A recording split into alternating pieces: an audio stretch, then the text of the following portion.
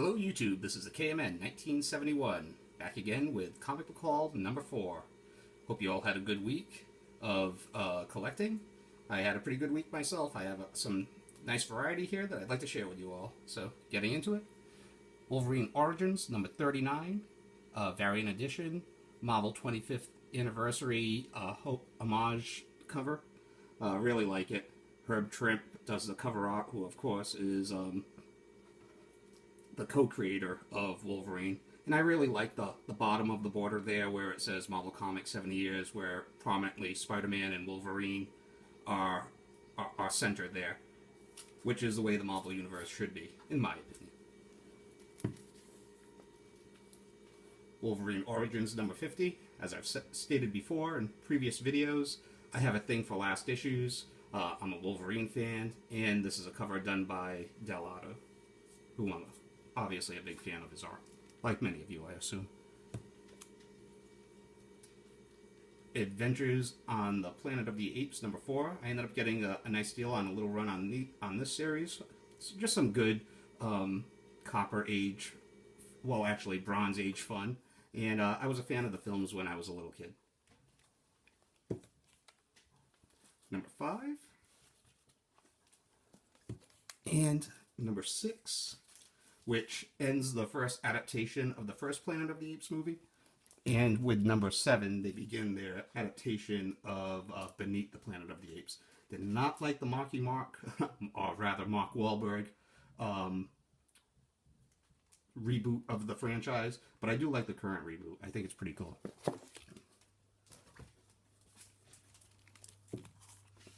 Amazing Spider-Man. Spider-Man and His Amazing Friends, number 1. It's a one-shot from the 80s. First appearance of Firestar. Loved this cartoon back in the day. I definitely looked forward to the episodes where there were other Marvel characters that would guest star. My favorite was when the X-Men actually guest starred, and Wolverine had an incredibly bad Australian accent. My local comic book shop had a sale, and all of the comics in their long boxes were marked down to 25 cents. So while I didn't find anything groundbreaking, I did find some cool stuff. So Batgirl number 13, art germ cover. Wonder Woman number 10, George Perez cover. I forget, there is a first appearance in here related to her upcoming movie, but I just can't remember who it is. Green Lantern number 27, an homage to the Neil Adams, Denny O'Neil classic drug awareness issue, where Speedy at the time was addicted to heroin. In this one, it's he's addicted to video games, which I can relate to at one point in my life. Detective Comics 783. This is the first appearance of Nyssa, I believe her name is. Nyssa Elvo? Not really sure. But if there's any kind of character appearance that's involved with the Batman franchise, I want it. And for a quarter, come on. This is a 1 in 10 variant. Justice League of America, number 57. Ed Benes. Another 1 in 10 Justice League of America variant, number 47. Alex Garner Batman cover. And this was the steal. And I guess kind of a hot book alert as of lately. Justice League of America, number 45. 1 in 10, David Mack Supergirl variant. Just a beautiful cover. I almost felt like I was stealing this for only a quarter. When I ended up coming home and looking it up, it was probably like a $7 to $10 issue, but according to CBSI, it's going for $25 to $30 an issue, and usually when they write up about a book, it ends up going up even more after that. So if you can see this one, snag it up. Another possible hot book alert. I don't usually show new books, but I'm a big fan of Rick Remender, and I'm also a big fan of Jerome Opeña. I love the pairing of them. I think they're a classic a duo. I became a big fan of them during their Uncanny X-Force tenure. So I wanted to pick this up. Nice sci-fi. It's really good. I picked this cover up. And I also picked up cover B. Really good. I highly recommend it. It's already sold out at Midtown everywhere. I was happy to get a couple of copies.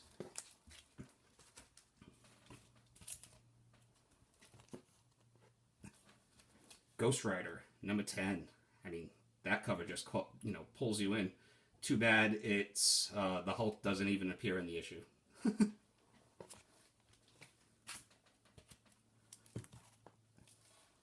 Ghost Rider, number 29.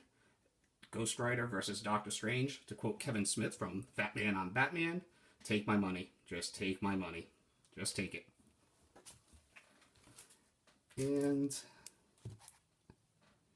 Ghost Rider 81, another last issue. On a little side note, the new Ghost Rider for the Agents of S.H.I.E.L.D., I haven't watched that show once, but he looks good. It looks good. It's not my favorite rendition of Ghost Rider, and just as technicality, it's considering that he drives a car, wouldn't it be a ghost driver instead of a ghost rider? Yeah, I don't know.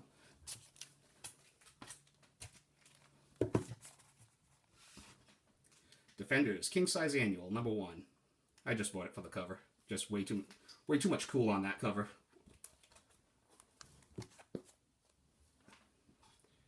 Daredevil, 107. Now, for fans of the original Thanos saga that started in, well, it ran through the Captain Marvel comics during the 1970s, I believe 25 through 33. This is one of the spin-offs of that storyline. I want to say Thanos makes a brief appearance in here. I bought it mainly because Captain Marvel was on the cover. I'm a big fan of the character. Marvel Premiere, number 48. The second appearance of Scott Lang as Ant-Man. Cool pickup. The Invincible Iron Man, number 118. First appearance of James Rhodes. He'll be back. I know he's dead now for a minute, but he'll be back. They all come back.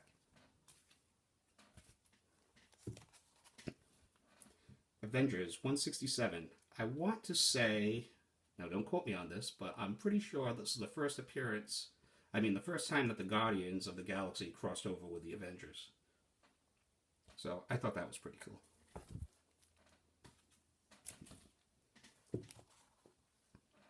Avengers 329, not an expensive book by any means, but I just thought it was cool because Spider-Man officially becomes an Avenger, at least, or rather a reserve Avenger in this comic.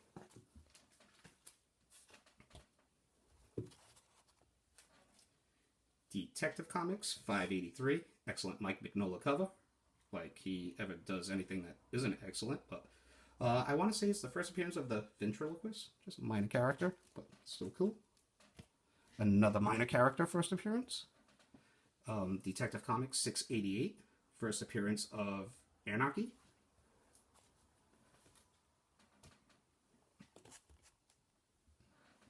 Flash 250, yes, I did it. Allegedly, the Golden Glider will be appearing in the upcoming Flash movie, so I figured at a cheap price. And I don't really own that many comics from Flash Volume 1. I was more of a Wally West fan, Volume 2. So, yeah, I just picked it up. Why not? A quick correction on my part. Last week, I showed off this issue. And I said it was the first appearance of someone named Matilda, but it is not Matilda, it is Miranda. Sometimes it's not premeditated, but sometimes I open my mouth and my brain just shuts off, or it goes somewhere else. I don't know where, but it happens. Apologies.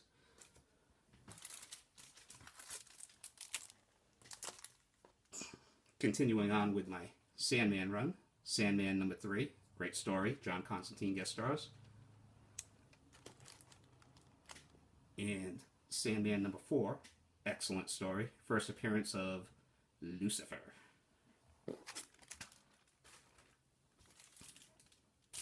I'm still on my Werewolf by Night kick, and this issue is just awesome. Mike Plugar artwork, and Dracula versus the werewolf. I mean, I think you have to go back to the Bible to find an older rivalry than this, right? This is beyond classic. It's classical. Now, this is something that I think is really cool. Even though I've been collecting for over 30 years on and off, I've never had an autographed comic. I've been to maybe one convention, and I just cannot stand in line, those long lines, and it's just not me. Nothing against anyone that does do it. You guys are way more dedicated than I am. So I was in a local Newberry Comics, just going through their variant section, and I saw this. This is Black Panther #1, Newberry Comics exclusive, Neil Adams variant. So usually that would be enough for me to pick this book up. Hello, Neil Adams. But then, look at that. My first signature, Neil Adams.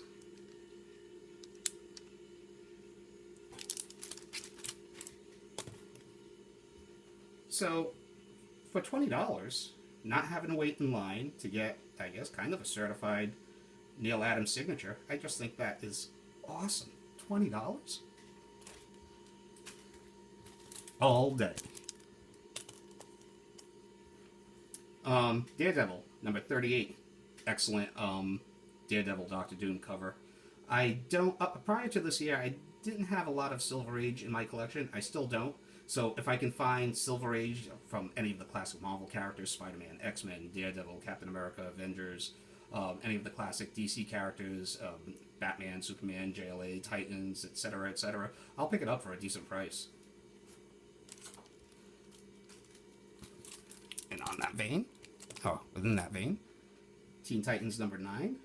What a beautiful copy. Beautiful copy of this. I ended up picking this up for $10. Back to the Planet of the Apes. Adventures on the Planet of the Apes. This is one of the main reasons I ended up getting those other Planet of the Apes issues. I was like, oh, well, seeing I have the first issue, why don't I just get the whole adaptation if I can find it at a decent price, which I'm on my way to doing that. So this is a welcome addition to my collection.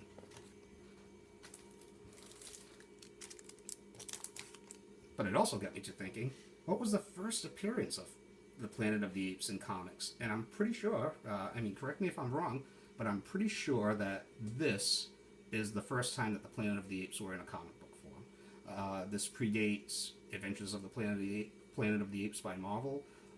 It also predates Marvel's Planet of the Apes black and white magazine that they put out back in the day.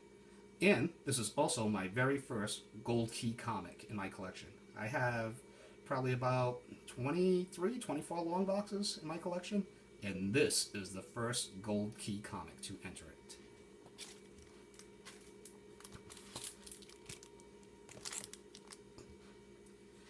Raven Bold, #85. Now, last week, as you know, I've been showing off these. I've been on a Neil Adams Brave and Bold kick for a while, and most of these issues of the Neil Adams run you can get between $20 to $25 in a fine to very fine grade, which is fine with me, with the exception of this issue for the most part. This is the issue where Neil Adams updates Green Arrow's costume to this iconic design that was used for decades. And there's still remnants of this costume in his modern costume, which is kind of an amalgamation of this costume and Mike Grell's design from the Longbow Hunters, which is great. So, but on eBay and everywhere around here, I could not find this issue for a decent price. It was like $100 or a ratted up copy for 70 something. I ended up picking this up for $35. It's a fine minus copy, and I am so happy to have it. And that is my haul for the week. Thank you all for the new subscribers that have hopped on. Thank you all for who have made comments. And I had my first shout out also. So things are going great on YouTube. So I hope you all have a great week. I hope you enjoy this video. Take care. And go Patriots yet again.